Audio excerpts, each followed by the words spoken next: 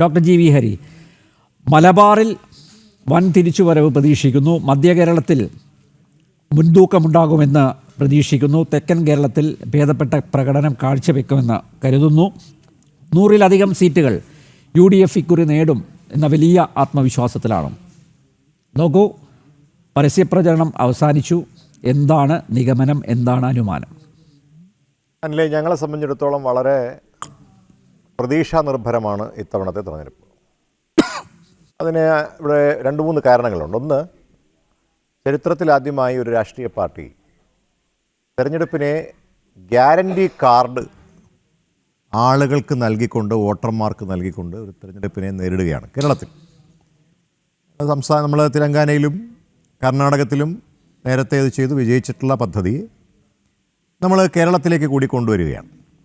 അപ്പോൾ first time in the history of elections in Kerala ആ 5 ഗ്യാരണ്ടികൾ ഞങ്ങൾ കൊടുക്കുമ്പോൾ 5 ഗ്യാരണ്ടികളും സാധാരണക്കാരെ മാത്രം ലക്ഷ്യം വെച്ചിട്ട് ചെയ്തിട്ടുള്ള കാര്യങ്ങളാണ്. ഒന്ന്, താങ്കൾക്കറിയാവുന്നതുപോലെ KSRTCയിൽ സൗജന്യമായിട്ടുള്ള യാത്രയാണ്. അത് പല ആളുകളും നടക്കുമോ എന്ന് ചോദിച്ചപ്പോൾ ഞങ്ങൾ വളരെ അസന്നിഗ്ധമായിട്ട് എൻ്റെ കണക്കുകൾ പറഞ്ഞ് അത് ബോധ്യപ്പെടുത്തി കൊടുത്തിട്ടുണ്ട്. 2, 1000 രൂപ കേരളത്തിലെ കോളേജുകളിൽ പഠിക്കുന്ന പെൺകുട്ടികൾക്ക് പോക്കറ്റ് മണിയായി നൽകുകയാണ്. നമുക്ക് പുസ്തകങ്ങൾ വാങ്ങിക്കാൻ, പെൻസിൽ വാങ്ങാൻ, പോട്ടെ, അവർക്കൊരു ചുരിദാർ വേണം, നല്ലൊരു ചുരിദാർ ഇട്ട് കോളേജിൽ ഇതൊക്കെ പറയാം. അതൊക്കെ ഞങ്ങൾക്ക് വളരെ കൃത്യമായ പ്ലാനിംഗ് ഉണ്ട് ശ്രീനയിൽ. അപ്പോൾ അതിൻ്റെ അടിസ്ഥാനത്തിലാണ് ഞങ്ങൾ തയ്യാറാക്കിയിരിക്കുന്നത്. വെറുതെ ഒരു ഇലക്ഷൻ ജയിക്കുന്നതിന് വേണ്ടിയിട്ടല്ല, കേരളത്തിലാണിത് കൊടുക്കുന്നതെന്ന് ഓർക്കണം, പറയുന്നതെന്ന് ഓർക്കണം. അപ്പം അങ്ങനെ പറഞ്ഞാൽ കൊടുത്തില്ല എങ്കിൽ ഞങ്ങൾ അക്കൗണ്ടബിൾ ആണ് എന്നുള്ള പൂർണ്ണമായ ബോധ്യമുള്ള പാർട്ടിയാണ് ഞങ്ങൾ.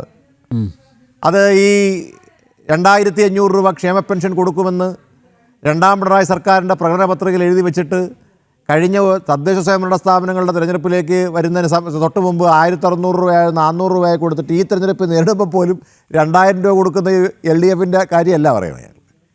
അതുകൊണ്ട് തന്നെ ഞങ്ങൾ കൃത്യമായിട്ട് 3000 രൂപയാണ് ക്ഷേമ പെൻഷൻ, വെൽഫെയർ പെൻഷൻ ഞങ്ങൾ കൊടുക്കാൻ പോകുന്നത് 3000 രൂപയാണ്. കാരണം ഞങ്ങൾക്ക് അതിനുള്ള വരുമാനം ഉണ്ടാക്കാൻ അറിയാം. 3ാമത്തെ കഴിഞ്ഞ് 4ാമത്തിലേക്ക് വരുമ്പോൾ കേരളത്തിൽ, എൻ്റെ കയ്യിൽ ഒരു പ്രോഗ്രസ് റിപ്പോർട്ടിനെ കുറിച്ചുകൂടി എനിക്ക് പറയേണ്ടതുണ്ട്.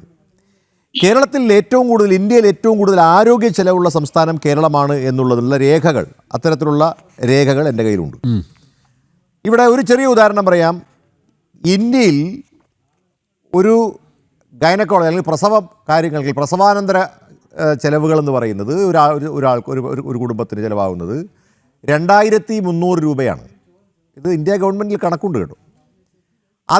അതുമായി ബന്ധപ്പെടുത്തി നമ്മളിവിടെ കേരളത്തിലേക്ക് നോക്കുമ്പോൾ 6700 രൂപയ്ക്ക് മുകളിലാണ് ചിലവ് എന്ന് പറയുന്നത്. അതായത് ദേശീയ ശരാശരിയുടെ എത്ര ഇരട്ടിയാണ് നമ്മൾ നോക്കിക്കോണം ആരോഗ്യരംഗത്ത്. ഇത് നമ്മുടെ കേരളത്തിലെ പല കുടുംബങ്ങൾക്കും താങ്ങാൻ കഴിയുന്നില്ല.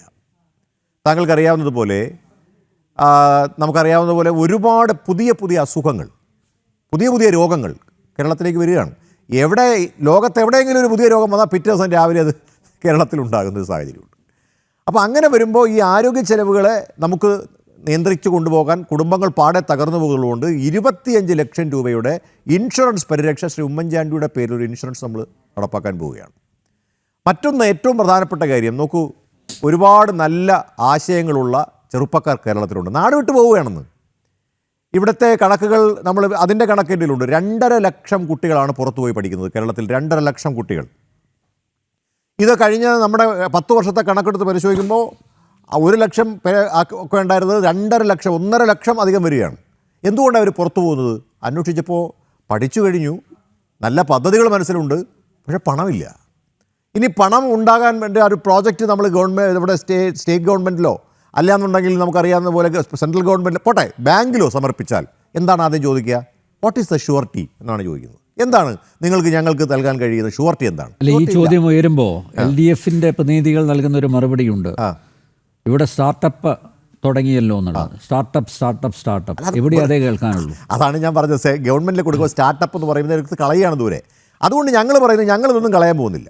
നിങ്ങൾക്ക് കഴിവുണ്ടെങ്കിൽ, അതിന് പണമാണൊരു തടസ്സമെങ്കിൽ 5 ലക്ഷം രൂപ പലിശരഹിത വായ്പ തരാം. നിങ്ങൾ തുടങ്ങിക്കോ.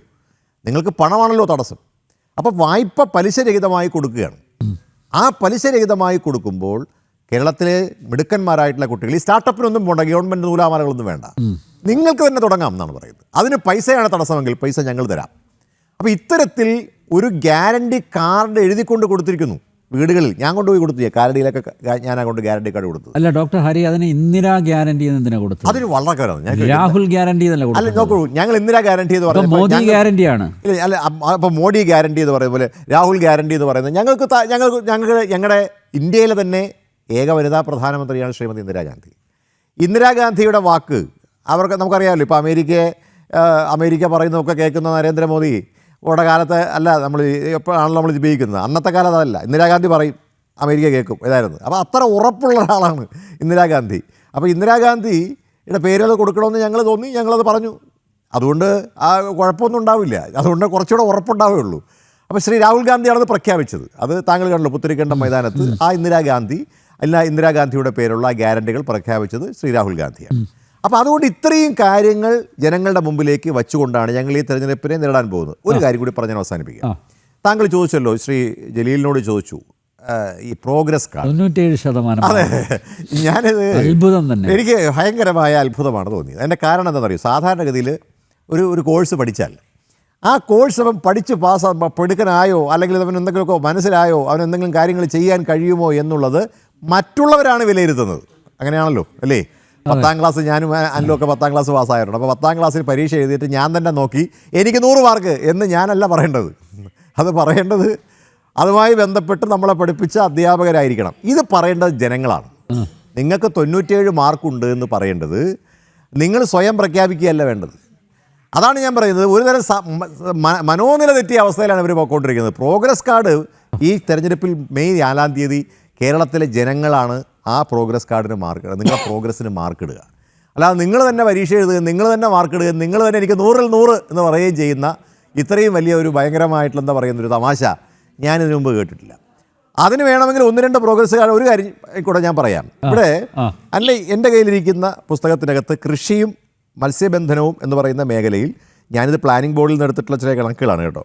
കർഷക കുടുംബത്തിന് 2,42,482 രൂപ ശരാശരി വായ്പാ കുടിശ്ശികയുള്ള രാജ്യത്തെ 2ാമത്തെ സംസ്ഥാനമാണ് കേരളം.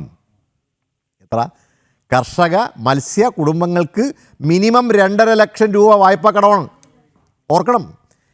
എന്നിട്ട് ഇന്ന് കണ്ടില്ലേ, CPIയുടെ ആഫീസിൽ കയറി ഒരു കർഷകൻ ആത്മഹത്യ ചെയ്തു, വൈക്കത്ത്. അപ്പോൾ അവിടെ കയറി, അതിനകത്ത് കയറി അയാൾ ആത്മഹത്യ ചെയ്തു. ഇതൊന്നും ജലീൽ പുനലൂർ കാണുന്നില്ല. അദ്ദേഹം ഇതൊന്നും കാണാതെ പോവുകയാണ് മുന്നോട്ട്. അദ്ദേഹം പറയുന്നു 3ാമത്തെ സർക്കാരിന് വേണ്ടിയുള്ള പ്രതീക്ഷ അദ്ദേഹം ഇവിടെ പങ്കുവയ്ക്കുമ്പോൾ കേരളത്തിലെ ജനങ്ങൾ ഇതെല്ലാം കേൾക്കുകയാണ്. ശ്രീ ജലീൽ, കഴിഞ്ഞ കുറേ 10 വർഷക്കാലം വിലക്കയറ്റം, എന്തിനെങ്കിലും വില കയറാത്ത എന്തെങ്കിലും ഒരു കാര്യമുണ്ടോ? ഏതെങ്കിലും ഒരു കാര്യത്തിനുണ്ടോ? എത്ര തവണ നിങ്ങൾ വിലക്കയറ്റം ഉണ്ടാക്കി, അല്ലെങ്കിൽ ഈ വൈദ്യുതിക്ക് വില കൂട്ടി? എത്ര തവണ നിങ്ങൾ ഈ കേരളത്തിലെ ഈ കെട്ടിട നികുതി വർദ്ധിപ്പിച്ചു? എത്ര തവണ നിങ്ങൾ ഈ KSRTCയുടെ നിരക്ക് കൂട്ടി? ഡോക്ടർ ഹരി, കേരളത്തിലെ സമ്പദ്ഘടനയെ താങ്ങി നിർത്തുന്ന മദ്യപന്മാരോട് പോലും കരുണ കാണിച്ചില്ല. അല്ലാതെ അതൊരു പദ്ധതി കൂടെ തുടങ്ങിയിട്ടില്ല, അതുകൂടെ പറയണ്ടേ. അവിടെ തുടങ്ങിയ ഒരേ ഒരു പദ്ധതി, ഇവരാരംഭിച്ച ഒരേ ഒരു പദ്ധതി, ബെപ്കോയിൽ പോയി കുപ്പി വാങ്ങിച്ച് നിങ്ങൾ മദ്യപിച്ചതിന് ശേഷം തിരിച്ചു കൊണ്ടുപോയി കൊടുത്താൽ 20 രൂപ കിട്ടും എന്ന പദ്ധതിയാണ് ഇവരുടെ ഏറ്റവും വലിയ പദ്ധതിയായി ഇവർ പറയുന്നത്. ഇതാണ് അവസ്ഥ. എന്നിട്ടാണ് ഇതെല്ലാം ഇവിടെ ഒന്നെന്ന് പറയുന്നത്.